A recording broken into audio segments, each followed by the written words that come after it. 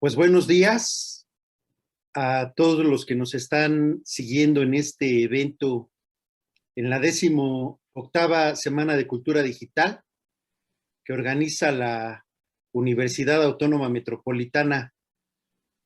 cada trimestre desde hace ya varios años. Voy a permitirme dar lectura a la semblanza del doctor Iván para que conozcan un poco más de él acerca de su trayectoria, su formación, sus logros académicos en la docencia,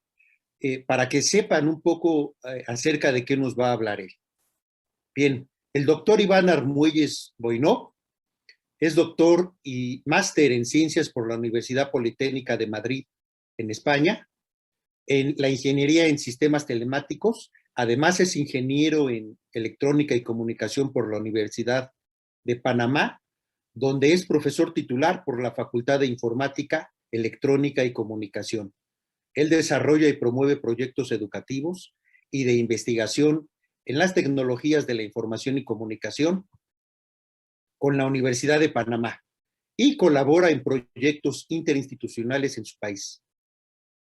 Panamá, como con la Secretaría Nacional de Ciencia, Tecnología e Innovación, la Autoridad de Innovación Gubernamental y el Ministerio de Educación,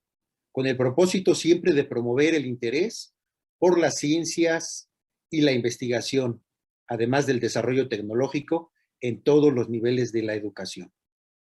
Él es autor de diversos artículos científicos y también es colaborador en diferentes organizaciones internacionales de organismos de educación basado en las nuevas tecnologías como Virtual Educa y el Instituto Latinoamericano de Desarrollo Profesional Docente. Además del Instituto de Ingenieros Eléctricos y Electrónicos, en el que ha sido presidente del capítulo de comunicaciones del 2006 al 2018. Y además fue presidente del capítulo conjunto de robótica y automatización y de sistemas de control de Panamá del 2017 al 2020. A nivel internacional, ha participado en proyectos de la Comunidad Europea y es evaluador de artículos científicos de congresos del Instituto de Ingenieros Eléctricos y Electrónicos en tecnologías de la información y comunicación, especialmente en telecomunicaciones y robótica. Además, es miembro del Comité Activo Nacional de Robótica Educativa de Panamá desde el 2014. Es también promotor de concursos académicos como la RoboCup Junior de Panamá y el International Space Apps Challenger de la NASA desde el 2015. En ese contexto de la Facultad de Informática, Electrónica y Comunicación de la Universidad de Panamá, desarrolló los primeros programas de posgrado durante su cargo como director de investigación y posgrado. La creación del Centro de Tecnología de Información y Comunicación de FIEC y el campus virtual de la Universidad de Panamá, entre otros diversos proyectos institucionales. También es asesor de tesis de investigación, de licenciatura y maestría, y ha sido adicionalmente asesor de alumnos del colegio en el marco del programa de jóvenes científicos del CENACYT y tutor de la primera implementación del programa interinstitucional de seguimiento al talento académico, sus siglas son PISTA, que se llevó a cabo en el CENACYT y la Universidad de Panamá, dictando cursos de robótica educativa durante 4 años. Como podemos escuchar, la formación académica y profesional del doctor Iván es muy amplia, muy vasta, y sin duda los invitamos a disfrutar de la conferencia que nos va a dar en estos momentos. Ya lo he dicho, retos y oportunidades para el aprendizaje en tiempos de pandemia, aprender a aprender en la cultura digital. Vamos a conceder entonces la palabra al doctor. Si me permiten, quiero empezar haciendo ciertos apuntes que han hecho organizaciones internacionales como el Banco Mundial, en donde a principios del año pasado, cuando se empezaron a paralizar diferentes actividades económicas que requerían del contacto directo o compartir un espacio confinado como el aula de clase, estas organizaciones empezaron a notar una alteración muy sustancial sobre estas actividades y en el caso de la educación muy importante, prácticamente se cerraron el 85% de las instituciones académicas a nivel mundial. Obviamente eso ha tenido una repercusión muy seria en la que estamos viviendo problemas que podrían impactar a mediano y largo plazo sobre el desarrollo del capital humano, o sea, la capacidad de generar expertos, técnicos, ingenieros, profesionales en diferentes áreas del conocimiento para suplir aquella demanda del mercado laboral existente y también afectar la economía, si no se hace algo al respecto, para poder volver a incrementar las tasas de productividad que teníamos en años previos a la pandemia. Todas estas organizaciones, incluyendo el Banco Mundial Internacional, han apuntado de que definitivamente cada país, cada organización, cada administración de la sociedad debe tratar de gestionar la resolución de estos problemas lo más rápido posible, utilizando para ellos las mejores prácticas y en el ámbito de la educación, ¿por qué no?, hacer un uso efectivo de la tecnología. En este caso, hablamos acerca de todas aquellas tecnologías basadas en la informática, basadas en las telecomunicaciones, que nos permitan desarrollar las actividades formativas y de aprendizaje a distancia de la manera más eficaz y eficiente posible. Entonces, aunque estas directrices que nos indica la Organización Mundial de la Salud, la Organización de Naciones Unidas, la UNESCO o el Banco Mundial Internacional, en donde está pensar y en adaptar nuevas estrategias, o sea, enfrentar la situación actual para poder superar esta crisis vigente, administrar todos los procesos que tienen que ver con las diferentes actividades sociales, principalmente en educación, que es el tema de nuestra presentación, y buscar cómo mejorar esos procesos, cómo acelerarlos y hacerlo mucho más fáciles de utilizar para potenciar nuestra educación, pues vamos a observar o hemos vivido diferentes tipos de situaciones en las que de la mejor manera posible diferentes regiones, diferentes países, sociedades, etcétera, han tratado de implementar alguna solución. Principalmente, uno de nuestros pilares de apoyo para poder resolver los problemas del distanciamiento social es apoyarnos de la gran red de redes de la que prácticamente estamos disfrutando de manera nativa las nuevas generaciones y que a los que nos ha correspondido hemos tenido que adaptarnos, hemos tenido que aprender y utilizar. No solamente está el manejo de una computadora, el manejo de un navegador, encontrar información o comunicarnos a través de ellos, sino constantemente utilizar nuevos tipos de dispositivos que nos permiten acceder a esta red de redes que llamamos Internet. Y la capacidad que ha tenido la sociedad mundial para poder ingresar a este tipo de solución tecnológica, que es el Internet, pues ha ayudado a moldear muchas actividades económicas, sociales,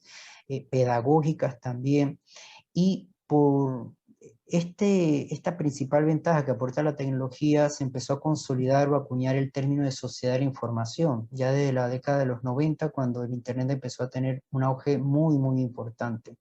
y empezó a tener un crecimiento. De hecho, en la diapositiva que ustedes ven a mano derecha, nosotros tenemos una especie de globo terráqueo. Esta es una visualización del crecimiento de Internet o cómo luce el Internet actual, gracias a un centro de modelado que se llama caida.org. Aquí les dejo el enlace si ustedes quieren observar cómo ha ido creciendo el Internet y cómo este mapa se ha estado configurando como una gran telaraña, en donde el centro tenemos los nodos más importantes de interconexión, donde viaja mucha información entre diferentes regiones, y en la periferia van a encontrar varios nombres de ciudades conocidas. Están los puntos de contacto de diferentes provincias, ciudades o regiones importantes. Entonces, la sociedad de la información es la característica que empieza a ser preponderante en todas las actividades que empieza a tener la sociedad para ser mucho más competitiva, para poder progresar desde el punto de vista económico, desde el punto de vista tecnológico, desde el punto de vista educativo. Y cuando empezamos a centrar ese tipo de nuevos atributos en una persona en particular, o sea, la capacidad que tiene la persona de utilizar un teléfono, una tablet o una computadora para conectarse a Internet a través de cables, a través de forma inalámbrica, las capacidades que tiene una persona para empezar a utilizar diferentes tipos de herramientas, organizarse para una agenda de trabajo semanal, mensual, utilizar diferentes herramientas de videoconferencia como la que estamos disfrutando actualmente, etcétera. Todos esos atributos que empieza a adquirir el individuo es lo que empezamos a denominar cultura digital. Dicho sea de paso, no es algo que se denomina de manera genérica, sino que se empieza a estudiar a profundidad dentro de muchas ramas de la sociología como la antropología y muy en especial en la actual antropología digital. Así que el tema que versa en el día de hoy es sobre la cultura digital, sobre las capacidades que tenemos para aprender a aprender en la cultura digital y cómo la cultura digital puede ayudarnos a superar la situación de la pandemia actual. Bien, ese atributo genérico de la sociedad como sociedad de la información y actualmente también le llaman sociedad del conocimiento, pues se ha consolidado gracias a que nosotros tenemos un grado de penetración muy alto del Internet a nivel mundial. En la gráfica de la izquierda aparecen datos relativamente recientes sobre cuántos usuarios a nivel mundial están disfrutando del Internet. En la parte de arriba, aunque se denomina las cifras en billions norteamericanos, esto significa miles de millones, por eso se lo traduzco en español para que no haya confusión, pues tenemos que 4,6 mil millones de habitantes están accediendo al Internet y que esa oportunidad la tienen a través del Internet móvil, a través de las redes sociales, etcétera, ya que existe como una especie de clasificación o una estadística de cuántos habitantes. Básicamente nos están indicando de que todos los que tienen acceso a Internet, pues están disfrutando del Internet a través de un dispositivo móvil y también participan de las redes sociales. Yo por lo menos tengo una cuenta en Twitter que aunque no lo utilizo, pues de todos modos tengo mi presencia ahí. En la gráfica inferior, pues podemos observar de que comparado con la población mundial, que son 7 mil millones de habitantes, casi 8 mil millones de habitantes, tenemos un grado de penetración muy alto de Internet a nivel mundial. Estamos hablando de que prácticamente el 60% de la población tiene la capacidad de utilizar diferentes medios para poder ser productivos en Internet. Bien, tenemos también, o he actualizado esta diapositiva con información estadística sobre el grado de penetración que tiene el Internet en México para el año 2017 en esta página muy visitada que se llama Our World in Data. Refleja que más del 60% de la población mexicana pues tiene la capacidad de acceder o tenía la capacidad de acceder a Internet. Pero este panorama del 2017 hasta el 2019 ha cambiado radicalmente porque esto definitivamente la pandemia nos ha obligado a utilizar diferentes medios para poder incrementar nuestro acceso a Internet y aquel que no tenía disponibilidad de hacerlo, en algún momento ha tenido la oportunidad gracias a diferentes esfuerzos y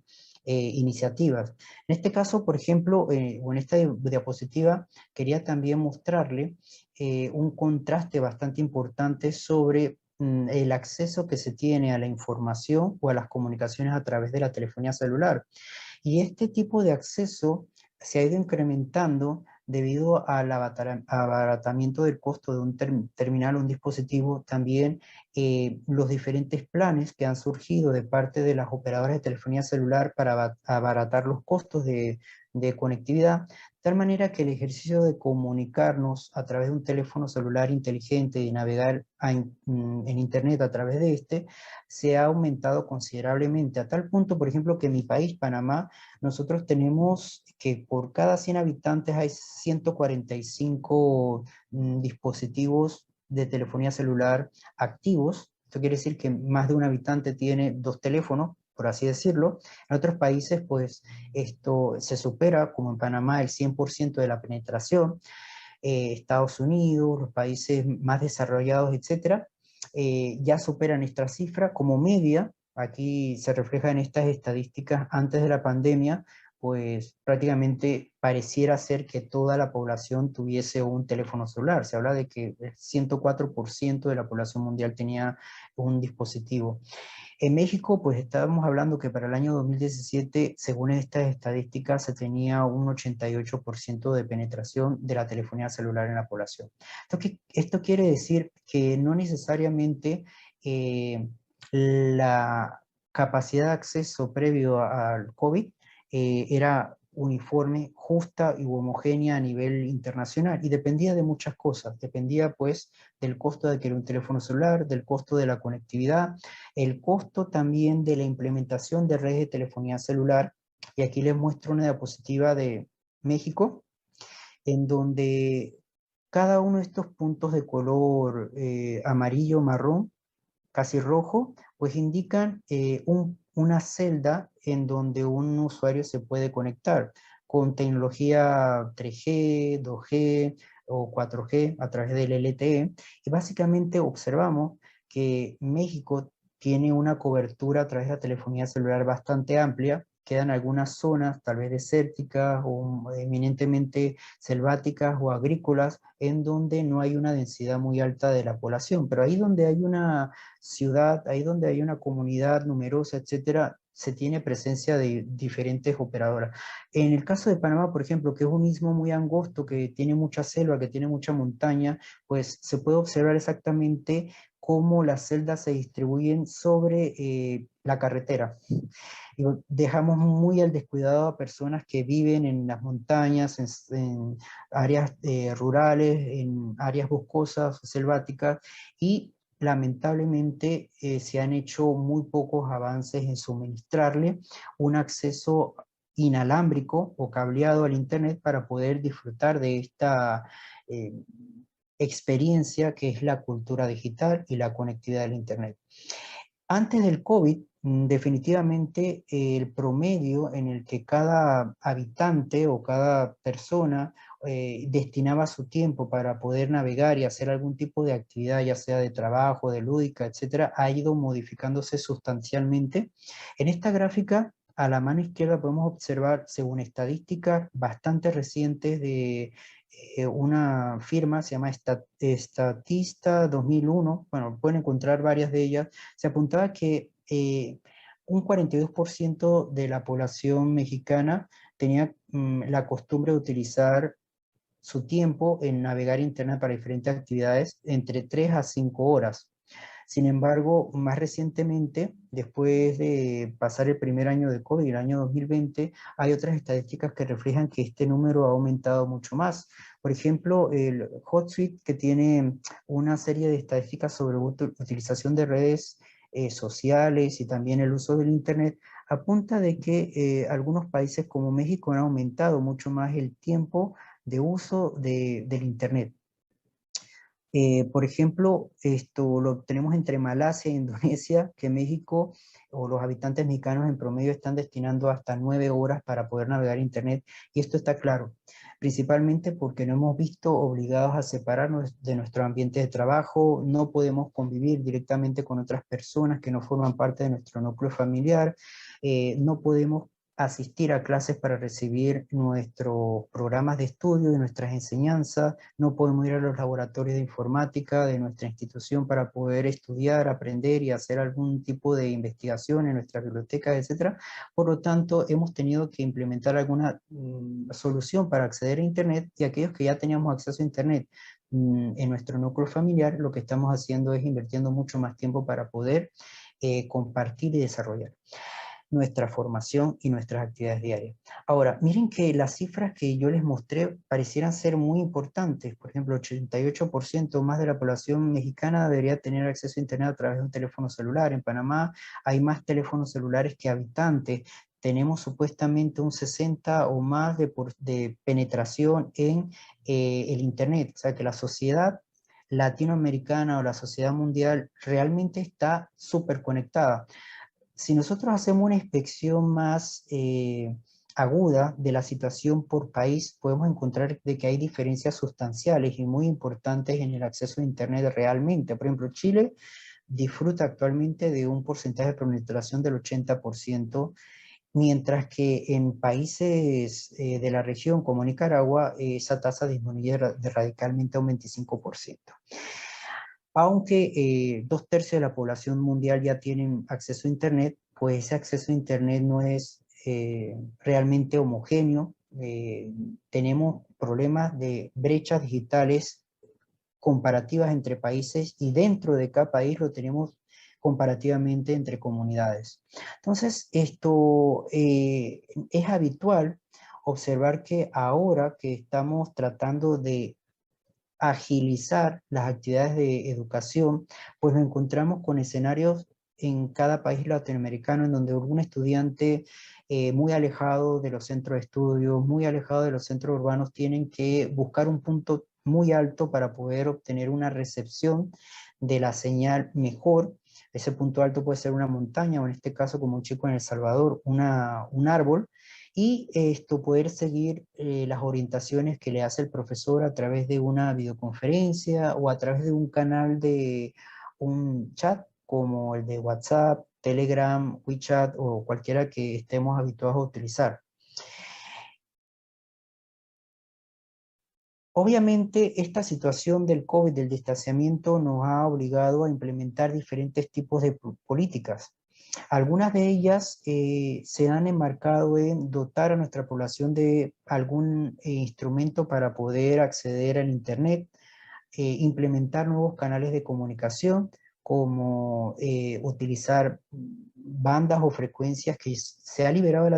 de la telefonía analógica y la televisión analógica, como en algunos países ha ocurrido, y esas bandas o esas frecuencias se están utilizando para desplegar también sistemas de comunicaciones de Internet inalámbrico. Se están haciendo poco a poco aquí en Panamá, en la región también se han implementado esas soluciones y se está haciendo algún esfuerzo con alguna inversión pública e inversión privada adicionalmente para dotar a algunas regiones y algunos centros educativos con Internet, ahí donde anteriormente no había. Hay otras iniciativas bastante interesantes que habría que explorar y como la que tenemos nosotros en pantalla, que es esta nueva implementación de redes satelitales de muy baja órbita, como la de Starlink, que hemos estado escuchando, que es una de las empresas de Elon Musk, en donde se están sembrando, si así se puede decir, en las órbitas terrestres a una altura de 300 a 500 kilómetros, una gran cantidad de satélites que establecen una red móvil que está dándole cobertura global. Estamos pensando de que esta podría ser una ventaja a largo plazo. Aquí yo tengo una imagen de un mapa que he capturado esta mañana, en donde cada circunferencia verde que ustedes pueden observar y cada punto blanco es un satélite que está girando en un plano orbital específico y dándole cobertura en esa zona pintada de verde a la población que está debajo de él. Lamentablemente los Estados Unidos y Canadá son algunos de los países que han empezado a aprovechar esta infraestructura de telecomunicaciones. Ustedes pueden ver en esta misma gráfica en México, en ese instante tenía la cobertura prácticamente de unos 6 satélites que les podía dar un acceso a Internet a zonas desérticas, a zonas poco pobladas, pero donde hay habitantes que requieren tener acceso a Internet para poder desarrollar una actividad económica y también para poder estudiar. Sin embargo, en Latinoamérica y en muchos países todavía no se ha llegado a acuerdo con la empresa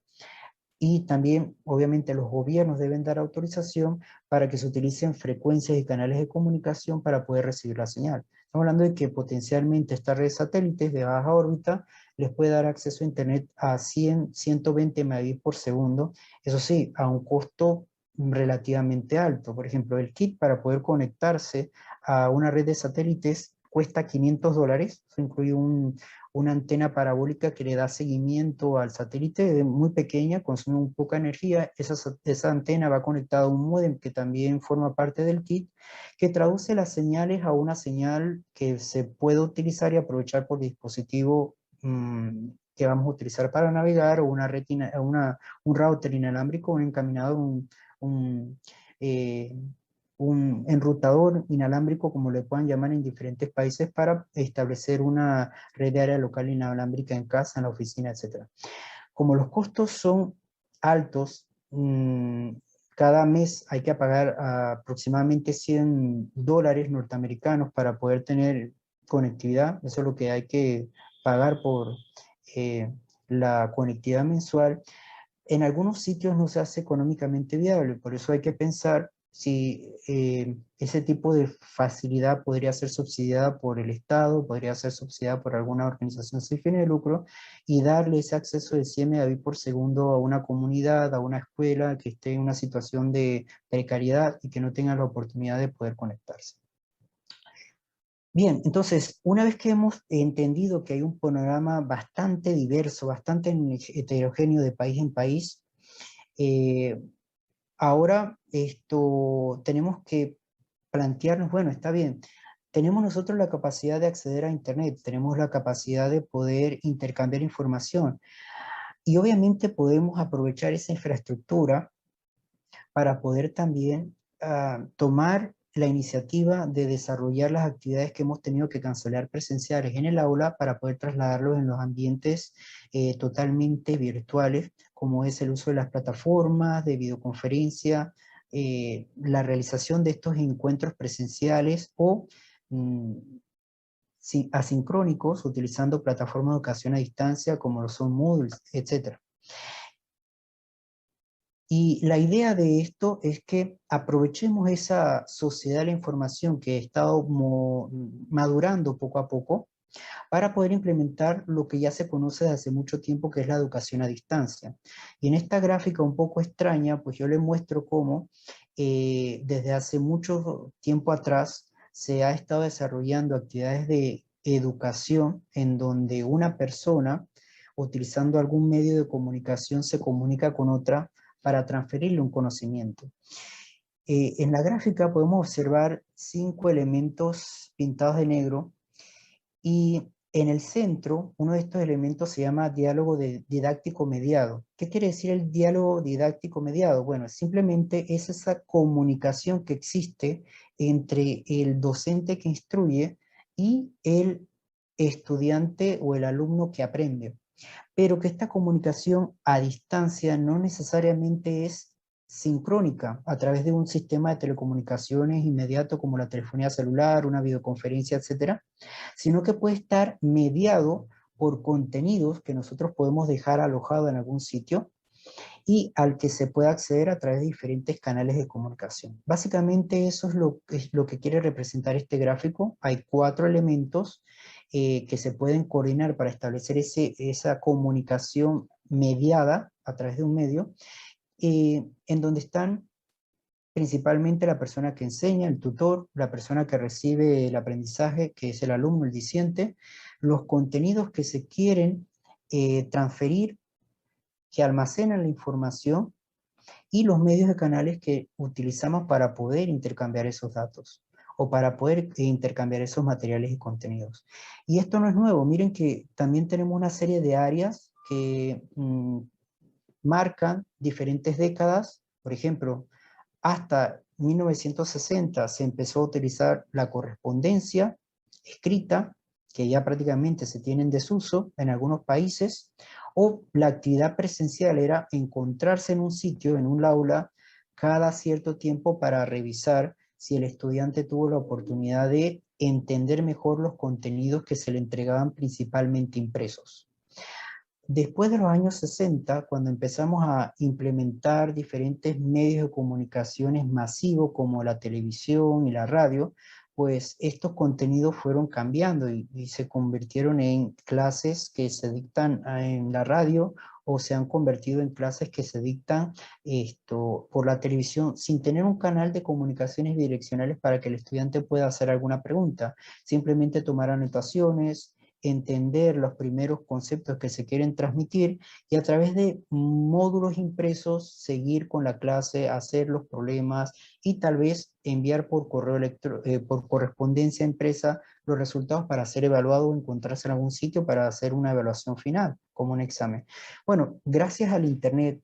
gracias a las computadoras, gracias a que hay diferentes tipos de almacenamiento que se han ido desarrollando, construyendo, como el CD-ROM, las memorias USB, los discos duros en la nube, etcétera, nosotros hemos tenido la oportunidad de ir alojando esos contenidos, y no solamente escritos, sino también multimedia, podcasts, videos, etcétera, en la nube, y que forma parte de un ecosistema muy amplio del cual hablaremos un poquito más adelante. Pero ese tipo de apoyo nos da la oportunidad de desarrollar diferentes tipos de experiencia y organizarlas en herramientas como las plataformas de educación a distancia, para que podamos, como docentes, organizar cierto currículum, cierta asignatura en un periodo de tiempo, y los estudiantes puedan acceder a ella asíncronamente, o sea, sin encontrarse con el profesor, y realizar diferentes actividades de estudio, actividades colaborativas también de educación, hacer incluso laboratorios virtuales, y poder establecer un mecanismo para ser evaluado con el docente sin tener que reunirse en un mismo sitio. Así que este tipo de tecnologías están presentes mucho antes de la pandemia, mucho antes del COVID. Empezaron a tener un auge muy fuerte a finales del siglo pasado, en el año 1990, 1993, 95, etcétera, cuando empezó a popularizarse mucho el uso del Internet, y deberíamos hacer todo lo posible para poder implementar este tipo de soluciones. Pero bueno, hemos ya señalado de que no es fácil, aunque se tiene la muy buena disposición por parte de los docentes, de los estudiantes y tal vez del Estado que nos apoya, o organizaciones sin fines de lucro totalmente independientes. Nos va a costar poco a poco implementar este tipo de soluciones para que llegue con justicia y equidad a toda la población mundial, a toda la sociedad en cada uno de los países y las regiones que a nosotros principalmente nos preocupan. Ahora, hago otro paréntesis, o encuentro un espacio ya para recordar un tema que versa en esta 18ª semana de la cultura digital, y es el enfoque que tratamos de darle al aprovechamiento de las redes de telecomunicaciones para asumir ese rol que es muy individual. Es un compromiso que debemos desarrollar cada individuo para seguir mejorando, y es la capacidad de aprender a aprender. A mí me gusta mucho esta definición, que es muy amplia, del Centro de Profesorado de Córdoba, que es una institución de Argentina, en donde definen que aprender supone disponer de capacidades o habilidades para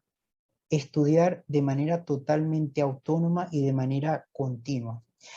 Bien, podemos seguir desarrollando este concepto de aprender a aprender, pero básicamente es una actitud que debe asumir una persona lo suficientemente madura, en donde se establece un compromiso de esa persona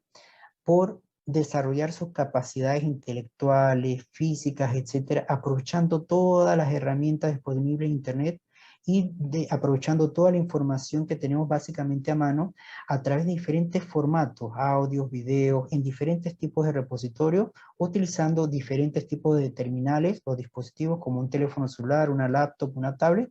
utilizando cualquier medio de comunicación que tengamos disponible para el mismo. O sea, lo que concebimos como aprender a aprender es básicamente la competencia o la capacidad, la habilidad que debe asumir cada ciudadano para ser mucho más productivo en beneficio propio y obviamente en beneficio de la sociedad. Y definitivamente estamos viviendo una situación de crisis que nos ha ayudado a impulsar mucho las facilidades que ya teníamos disponibles. Aquí les muestro, por ejemplo, para finales de la década de 2010 o 2010 hasta el 2019, una serie de estudios que se hicieron y una serie de consultas que se hicieron a través de una organización que se llama la industria del e-learning. Este es netamente anglosajona, y aquí aparecían algunas pinceladas bien interesantes. Eran 20 puntos, pero yo de ahí he sacado alguna información bastante interesante, y era que a inicios de la pandemia se estimaba que para el cierre del 2020 pues se iba a desarrollar una inversión en el mercado muy alta de varios miles de millones de dólares para tener diferentes tecnologías disponibles para desarrollar esto, actividades a distancia, principalmente para educarse a distancia utilizando plataformas, sistemas de videoconferencia, etcétera.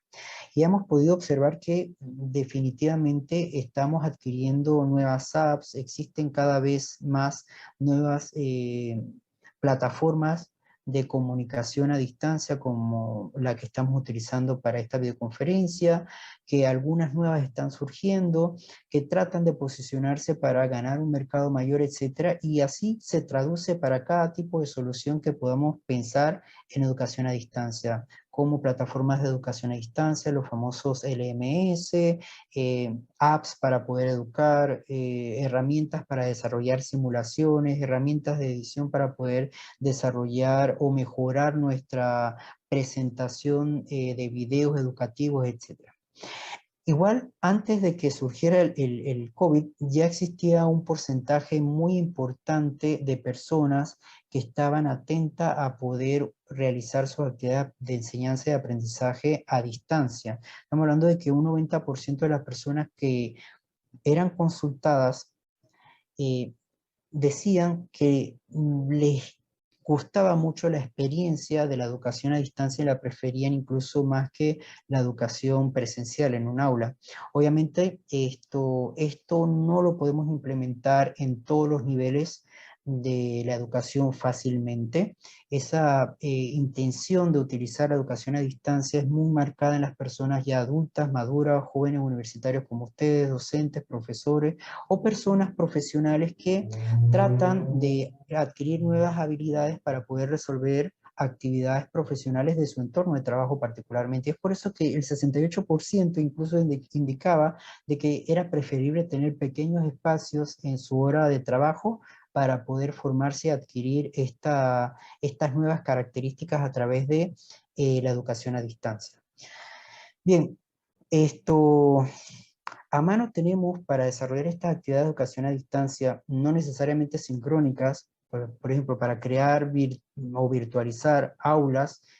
donde tenemos todos nuestros contenidos, donde podemos tener una serie de calendarios, actividades de evaluación, etcétera. Existen muchas, tanto de software libre como de software propietario. Un exponente del software libre en este caso y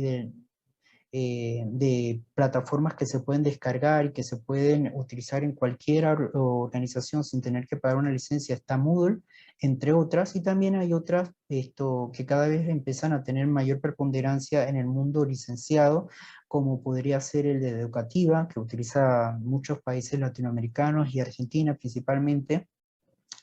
y otras como Blackboard que se han tenido que abrir un poco para facilitar el acceso a personas de pocos recursos o instituciones que no tienen la capacidad económica de asumir sus plataformas que tienen muchísimas funcionalidades, interfaces gráficas cada vez más interesantes. Pero miren que la educación a distancia ahora mismo tiene un apoyo muy amplio en diferentes tipos de plataformas y soluciones, no exclusivamente a través de la plataforma de educación a distancia, o las plataformas de videoconferencia, sino que existen herramientas desde hace mucho tiempo atrás para, por ejemplo, promocionar los cursos, repositorios para crear cursos abiertos masivos, los famosos MOOCs como Coursera y otros que se divulgan en diferentes medios como la televisión, etcétera, para enseñar inglés, para enseñar una actividad educativa, etcétera. Existen herramientas ofimáticas y de software, obviamente, para poder darle seguimiento a los estudiantes a medida que van progresando en su carrera. Es para simplemente mantener, por ejemplo, información sobre su acceso al ámbito de estudio, puede ser una universidad, etcétera, cuántas asignaturas del programa ya ha completado, si tiene la capacidad de seguir continuando o no, si tiene problemas porque no puede matricular todo el programa educativo de una vez, sino que ha tenido que dejar espacios porque debe tener algunos compromisos, etcétera. Diferentes tipos de soluciones que incluso pueden implementar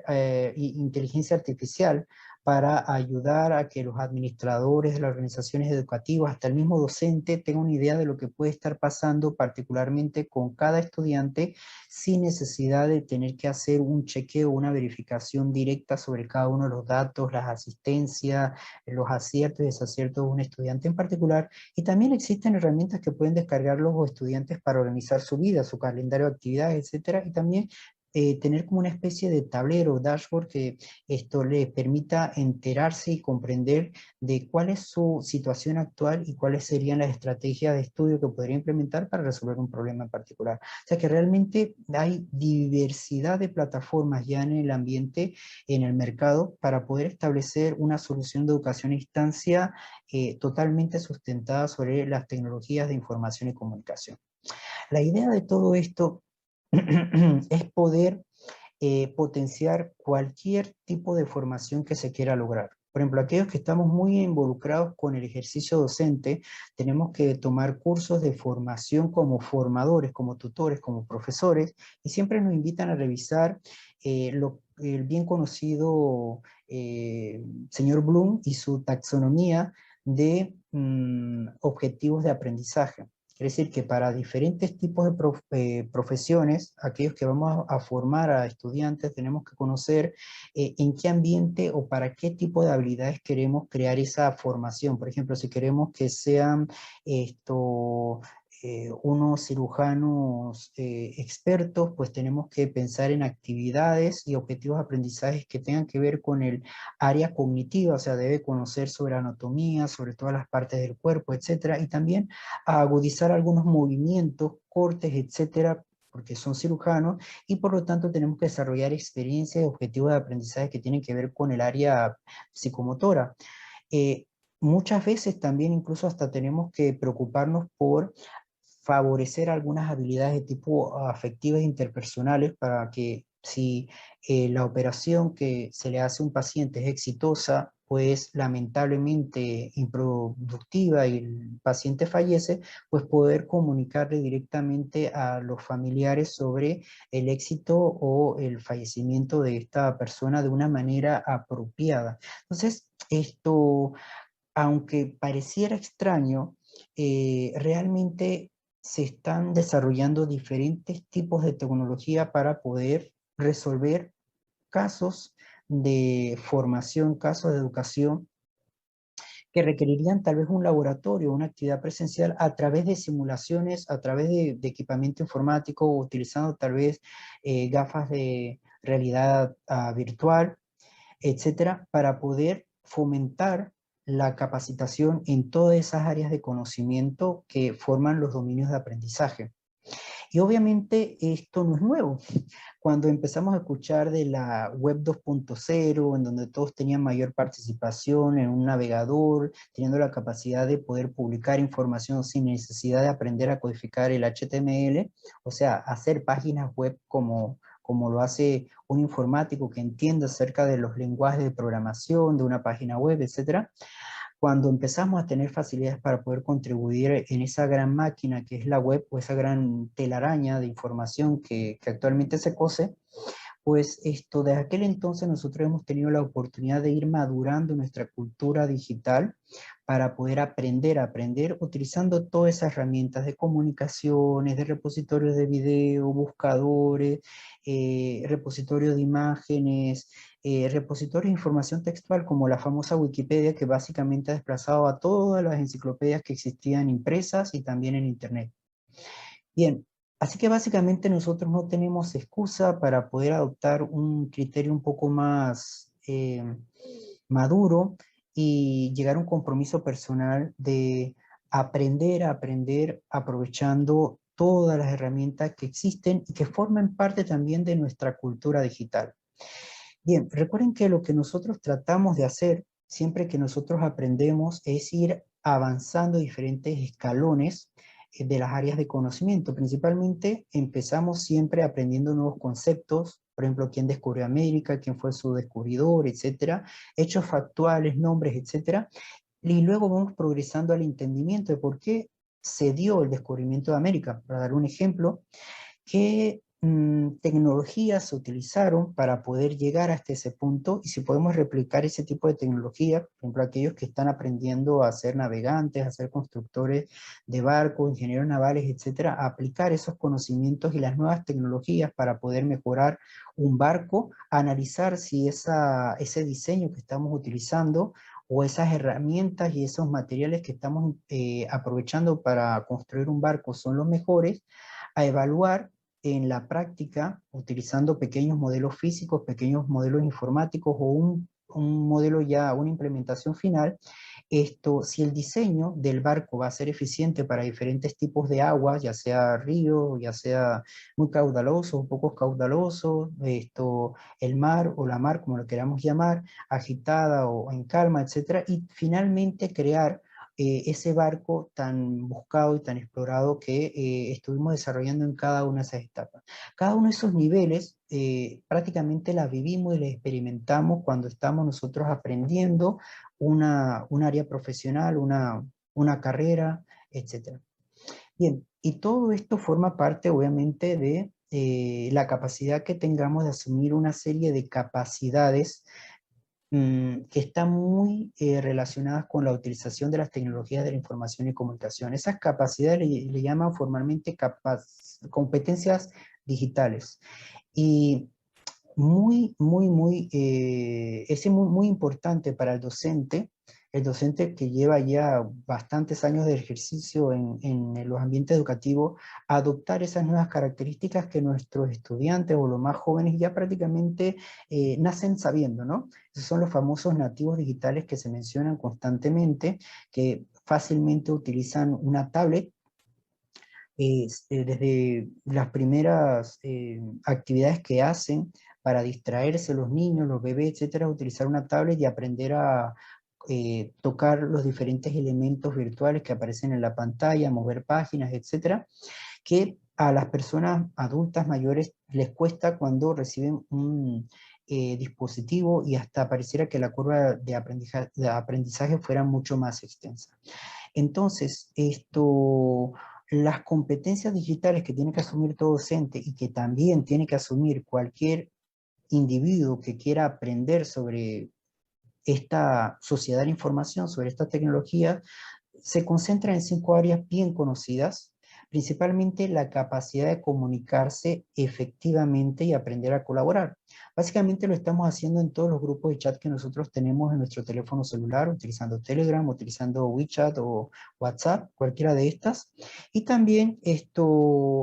hay que pensar en que la comunicación no es solamente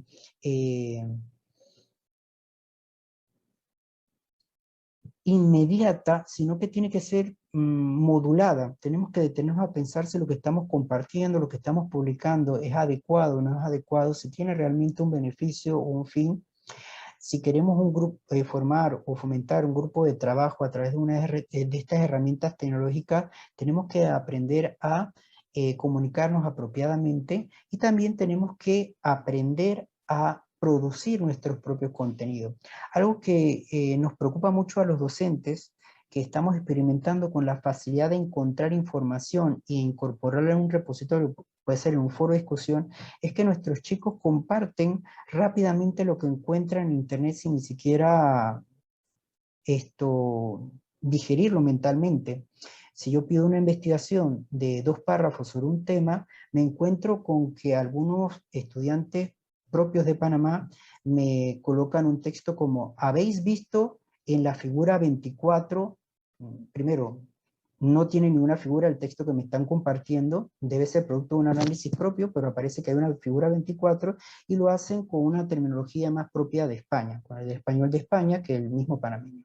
Y esto se va traduciendo mucho en una práctica generalizada que incluso hasta nosotros los docentes a veces nos afecta, y por temas de tiempo, de temas de trabajo extenuante y amplio que tenemos que desarrollar ahora con el teletrabajo, pues prácticamente terminamos copiando también. Tenemos que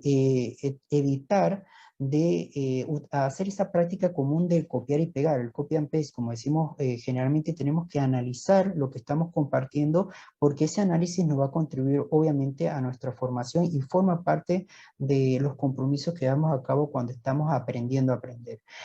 También tenemos que entender mucho acerca de cuáles son los riesgos que existen de seguridad cuando compartimos información a través de plataformas abiertas como las redes sociales. Eso es como para otra presentación de varias horas, etcétera, y forma parte de esas capacidades que debemos dominar. La idea es que a medida que vamos desarrollando nuestras actividades profesionales, que vamos aprendiendo a través de las redes de datos y a través de los diferentes contenedores de información, también debemos ir entendiendo cómo funciona el dispositivo y las redes. Debemos empezar a aprender a resolver problemas técnicos, y esto no es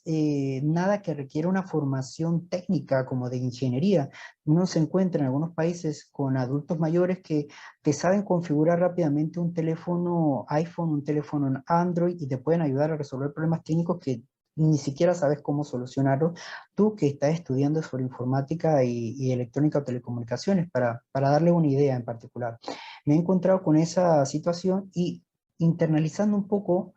nos damos cuenta de que esa persona realmente ha pasado por una experiencia de aprendizaje personal, está aprendiendo a aprender y que utiliza intensivamente las redes de datos para encontrar una solución a un problema técnico. Sobre todo, yo creo que hemos practicado mucho el aprender a aprender basándonos en la resolución de problemas inmediatos que hemos tenido en el COVID.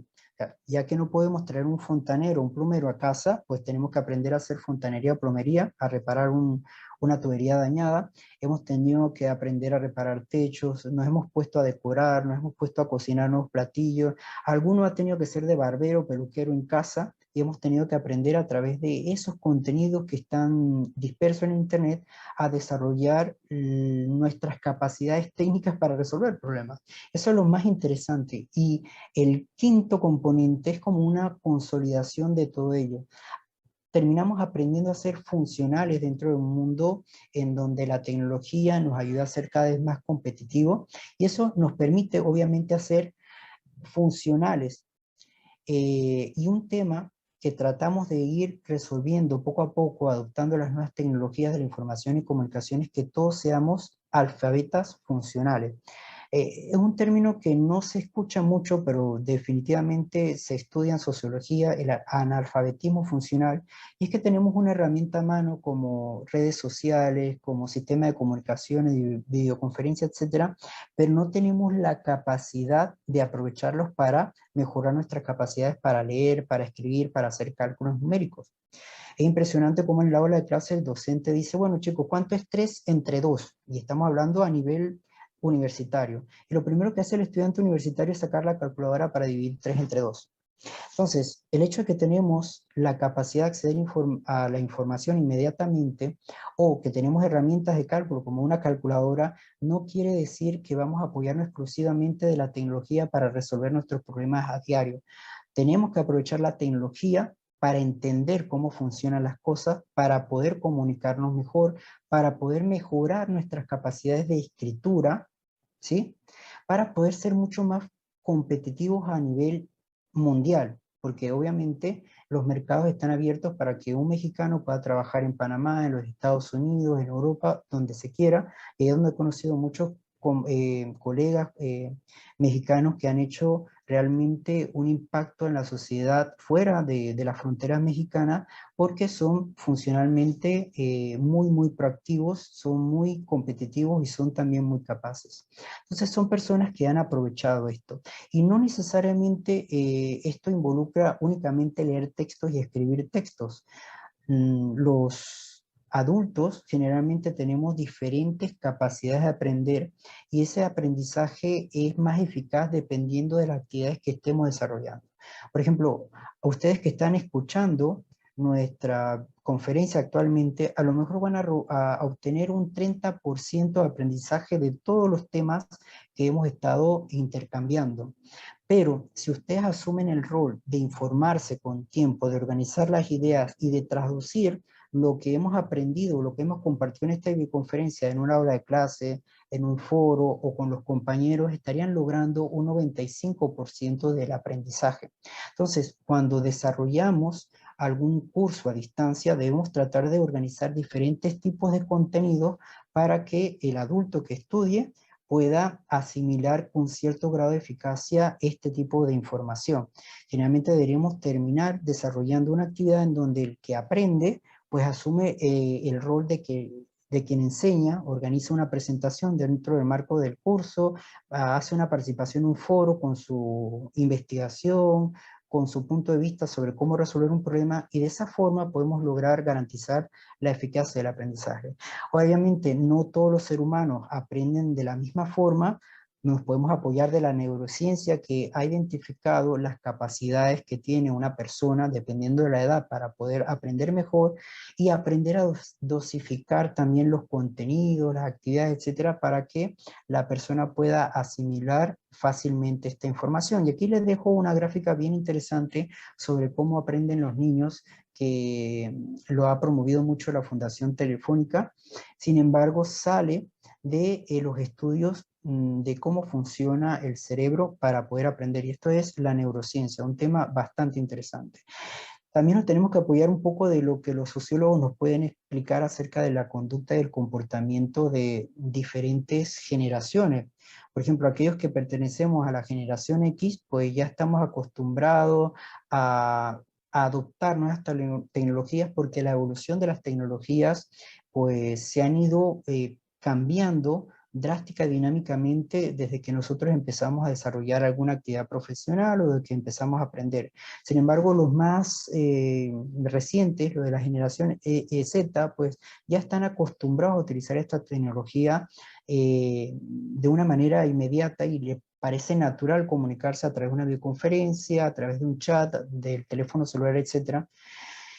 Y nosotros, los docentes que pertenecemos a esa generación un poco más antigua, pues tenemos de alguna manera que llegar a ese compromiso de entenderlos a los más jóvenes, de poder montarnos en la ola, aquella ola de tecnología que están utilizando las generaciones más recientes para poder hacer con propiedad nuestra actividad educativa.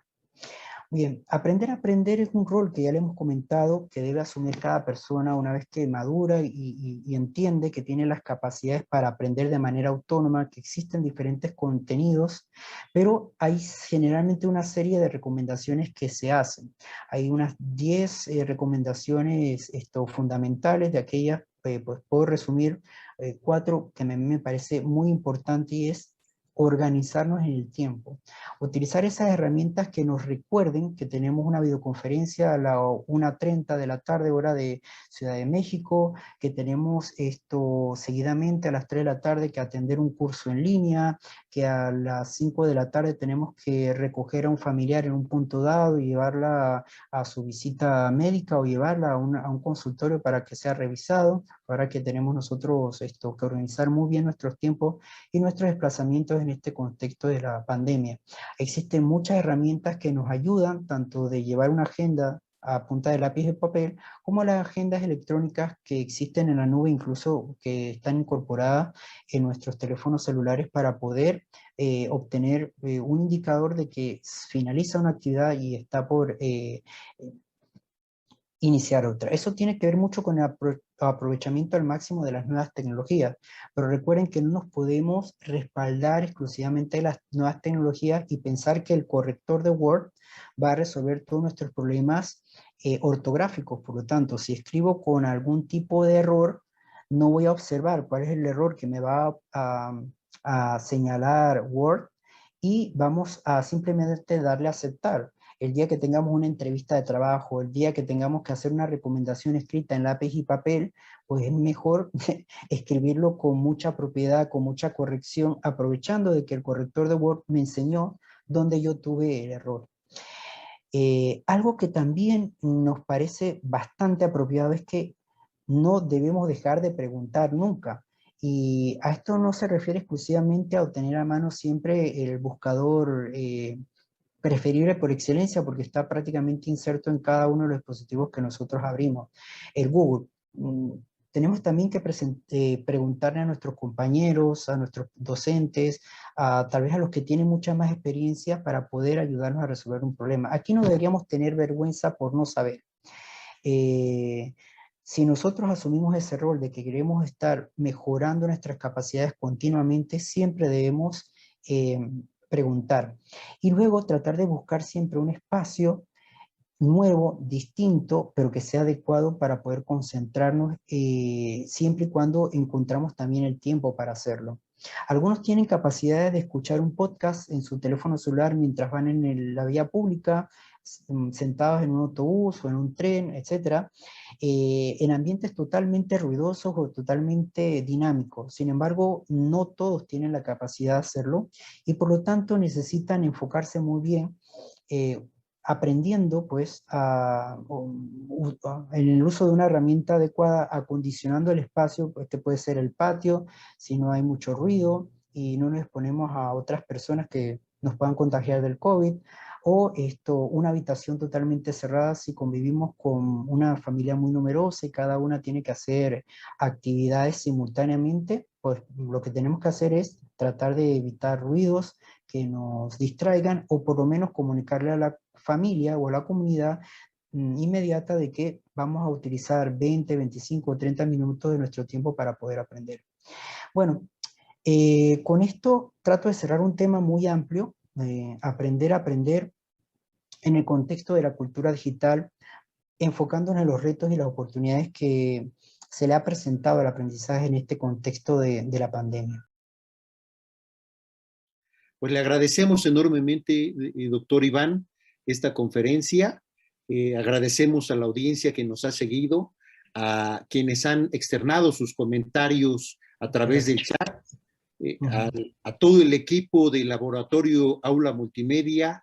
al equipo de SECAF, de la UAM Xochimilco, por dar la posibilidad de hacer estos encuentros que, decía yo al principio, nos permiten aprender todos de todos. Si gusta dar su mensaje final, doctor, para que podamos cerrar. Les agradezco mucho la invitación que nos han hecho a esta 18ª Semana de la Cultura Digital a través del Laboratorio Aula Multimedia de la Universidad Autónoma Metropolitana, con sede en Xochimilco. Realmente me ha ayudado a acercarme un poco más a mis hermanos mexicanos, a los que estimo y aprecio desde Panamá. Les envío un abrazo muy cálido, virtual, y ojalá tengamos la oportunidad de encontrarnos de manera presencial en el futuro. Nuevamente, muy agradecido por su atención y por su cordial invitación. Bendiciones para todos y a seguir cuidándose hasta que finalice la pandemia. Bendiciones. Gracias, doctor Iván Armuelles Bolinov, y por ahí nos estaremos encontrando en algún momento en otro encuentro virtual y un día seguramente en nuestra tierra o allá en Panamá. Fuerte abrazo, doctor, y gracias a toda la audiencia. Los despedimos. Mañana se da continuidad a esta 18ª Semana de Cultura Digital. Fuerte abrazo a todos. Hasta pronto. Claro.